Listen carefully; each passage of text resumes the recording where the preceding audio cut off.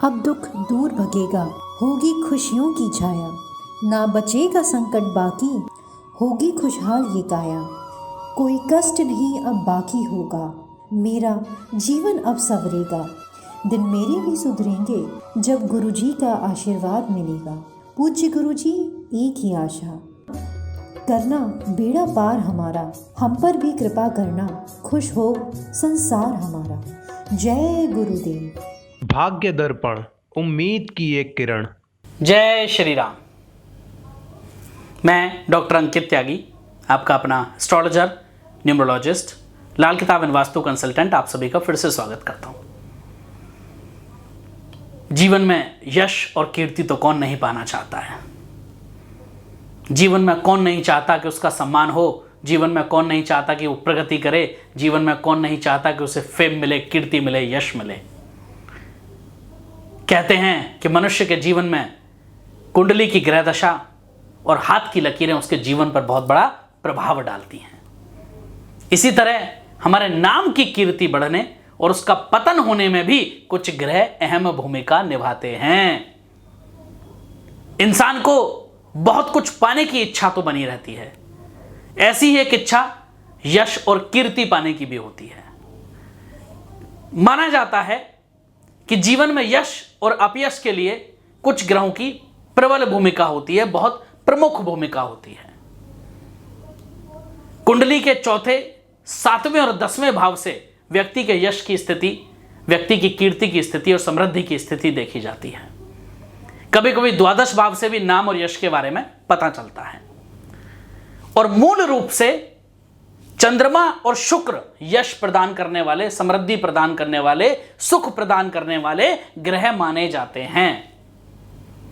हस्तरेखा विज्ञान में अगर मैं बात करूं, पामिस्ट्री की, हस्तरेखा विज्ञान की, तो सूर्य को यश का ग्रह माना जाता है। शनि, राहु और खराब चंद्रमा यश में बाधा पहुंचाने वाले ग्रह माने जाते हैं। इसके अलावा कभी कभी संगति से भी अपयश के योग बन जाते हैं। तभी कहते हैं कि हमेशा अच्छी संगत करनी चाहिए, हमेशा सत्संगत करनी चाहिए। जीवन में कब मिलता है इंसान को यश, कब बनता है वो योग? जब इंसान को समृद्धि और यश की प्राप्ति होती है और वो नई ऊंचाइयों को छूता है। व्यक्ति की कुंडली में चौथा, 7वां और 9वां भाव अगर मजबूत हो तो व्यक्ति को जीवन में यश की प्राप्ति होती है। चंद्रमा या शुक्र में से कोई एक ग्रह काफी मजबूत हो तो जीवन में यश की प्राप्ति होती है। कुंडली में पंच महापुरुष योग हो और वो भी अच्छे घर के अंदर हो तो जीवन में यश की प्राप्ति होती है। कुंडली में गज केसरी योग हो प्रबल स्थिति में, अच्छे घर के अंदर, मजबूत स्थिति में, तो ऐसे इंसान को बहुत यश की प्राप्ति होती है। हाथ में दोहरी सूर्य रेखा हो या सूर्य पर्वत पर त्रिभुज बना हो तो भी व्यक्ति को जीवन में यश और समृद्धि की प्राप्ति होती है। लेकिन कब व्यक्ति को अपयश मिलता है, यानी कब वो व्यक्ति यश की प्राप्ति नहीं कर पाता, कब उसको कीर्ति नहीं मिलती, कब अपयश मिलने के योग बनते हैं?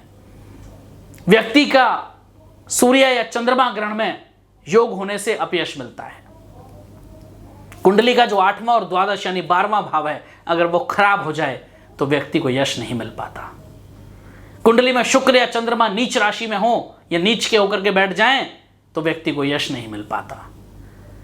आपके हाथ पर सूर्य रेखा टूटी हुई हो या उस पर द्वीप बना हुआ हो, सूर्य पर्वत पर तिल हो या वलय हो तो आपको यश नहीं मिल पाता।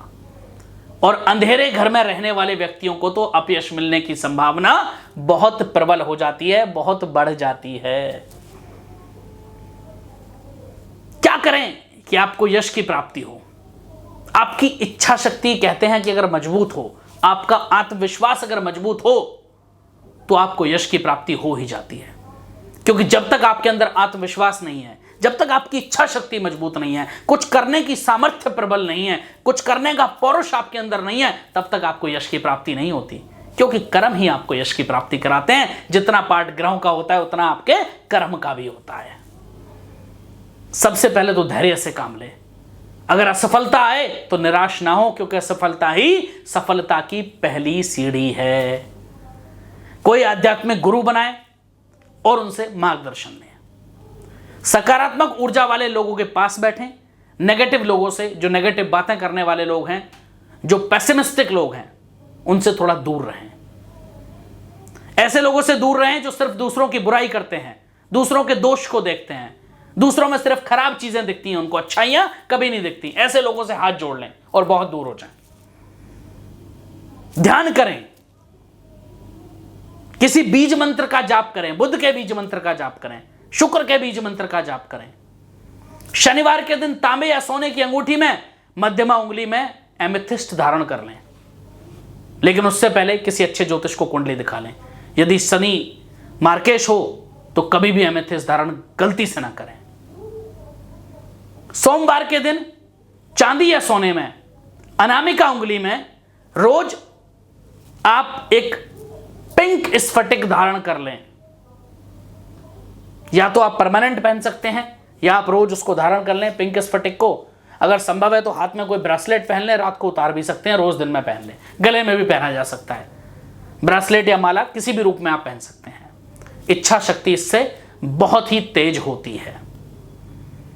कहते हैं कि जो रोज कार्टज या पिंक स्फटिक होता है वो आपकी इच्छा शक्ति को बहुत प्रबल कर देता है, आपके कॉन्फिडेंस को बहुत बढ़ा देता है। और यदि असली एकमुखी रुद्राक्ष धारण कर लिया जाए सोने या चांदी के पेंडेंट में, तो आपका आत्मविश्वास जमीन पर आसमान पर पहुंच जाता है, आपका आत्मविश्वास बहुत प्रबल हो जाता है। मानसिक रूप से ओम नमः शिवाय मंत्र का जाप करते रहें। एकाग्रता बढ़ाने के लिए लाल बिंदु पर ध्यान लगाकर मेडिटेशन करें।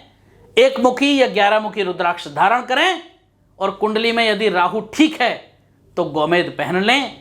आपको जीवन में यश और समृद्धि मिलने से कोई रोक नहीं सकता है। मैं हमेशा कहता हूं कि ग्रहों के साथ साथ कर्म का पाठ बहुत आवश्यक होता है। तो आपके कर्म कैसे हैं वो सबसे ज्यादा जरूरी है। इसलिए मैंने कहा गलत संगति करना छोड़ दें, पेसिमिस्ट लोगों के पास बैठना छोड़ दें। जो लोग नेगेटिव बातें करते हैं, नकारात्मक बातें करते हैं, दूसरों की बुराई करते हैं, दूसरों की कमियां सिर्फ खोजते हैं, कोई पॉजिटिव बात नहीं करते, ऐसे लोगों से हाथ जोड़ करके बहुत दूरी बना लें। क्योंकि ऐसे लोगों की संगति अगर आप करेंगे, यदि आप करेंगे तो आपको जीवन में कभी यश और समृद्धि की प्राप्ति नहीं होगी। लेकिन अगर पॉजिटिव लोगों के साथ बैठेंगे, समझदार लोगों के साथ बैठेंगे, सत्संगत करेंगे, अच्छे व्यक्तियों की संगत करेंगे, तो हो ही नहीं सकता जीवन में यश की प्राप्ति ना हो। बहुत बहुत आभार आप सबका। फिर मिलेंगे एक नई वीडियो में। तब तक के लिए आप सबको मेरी तरफ से जय श्री राम।